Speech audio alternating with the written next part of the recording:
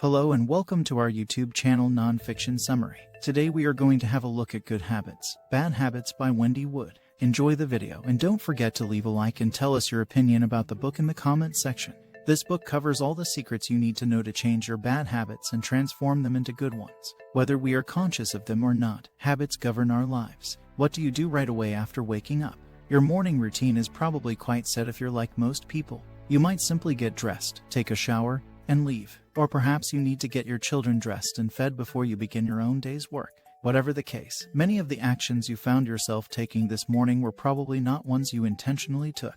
Whether we are conscious of them or not, habits govern our lives. You see, mental functions like decision-making and willpower are not the same as habits. These take place when the mind is conscious. You are completely conscious of the thinking process you are going through when you second-guess which cereal to buy. This is a thoughtful cognitive activity. Conversely, habits operate below the level of conscious awareness. They hardly require much consideration. Instead, they are unconscious repetitions of behaviors you have already engaged in repeatedly. Many of the daily activities we engage in, both good and harmful, are habits. You signal before turning because of habit. It's a habit that makes you kiss your spouse when you get home from work. You continue to eat junk food despite months of resolutions to cut back on it because of habit. Have you ever made a New Year's resolution? Almost everyone has. Whatever your New Year's resolutions were, to stop smoking, start jogging, or save a few $1,000s, you probably woke up on January 1st full of hope and enthusiasm.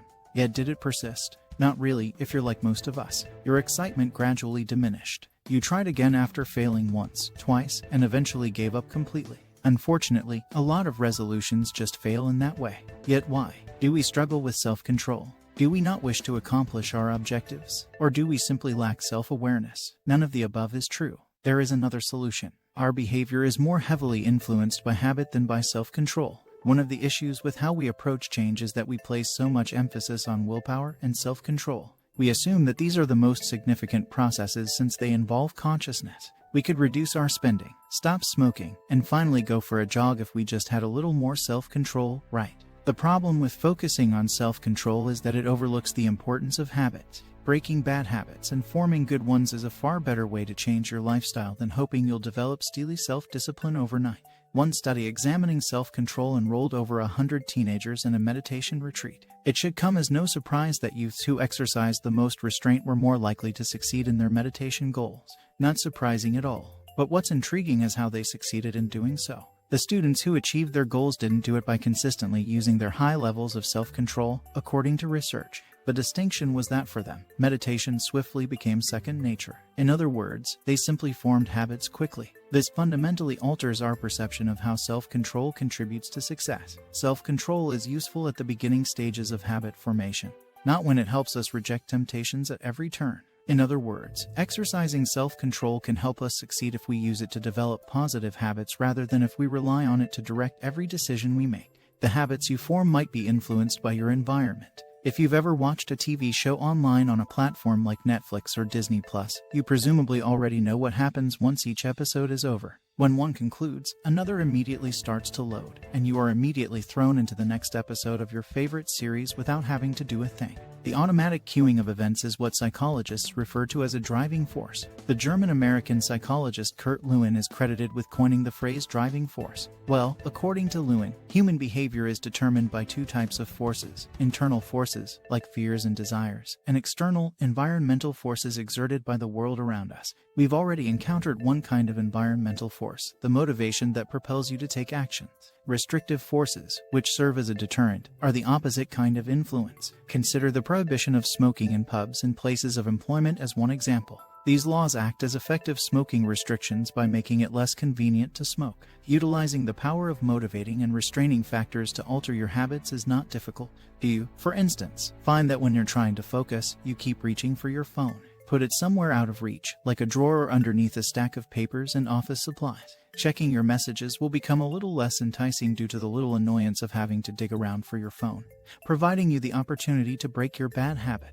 Driving factors are another tool you can employ to alter your way of life. Start keeping a full fruit dish on your table if you're attempting to eat healthier, for instance. Making your environment supportive of your healthy habits rather than hostile to them is the trick. One of the essential steps in creating a habit is to repeat a behavior frequently. The precise number of times a behavior must be repeated before it takes on the form of a habit is unknown. It varies greatly from person to person and also depends on how difficult the habit and the issue is, like everything else. However, scientists have worked to shed more light on the general topic of how long habits take to form. After a little less than 2 months, drinking a nutritious beverage every day became automatic. It took around 9 weeks to start eating well. Additionally, it took far longer to exercise, on average 91 days. Although it may seem like a lot of time, given how enduring habits are, it's frequently a worthwhile investment. Rewarding behavior is a further important element in the development of habits. Recent neuroscientific research is essentially the foundation for the notion that rewards can help a habit stay. This is because dopamine, a neurotransmitter important for the feeling of reward, is also critical for habit formation. How? It relates to making encounters memorable, I guess. When you receive a reward, your brain releases more dopamine, which helps you imprint the experience in your memory and facilitates the development of your desired habit. It may seem counterintuitive to say this. Uncertain rewards don't seem to inspire people as well as predictable ones, do they? No, they don't. One study found that when the points they gained were decided by the roll of a die, students who played a demanding game were more accurate and eager to play for longer periods.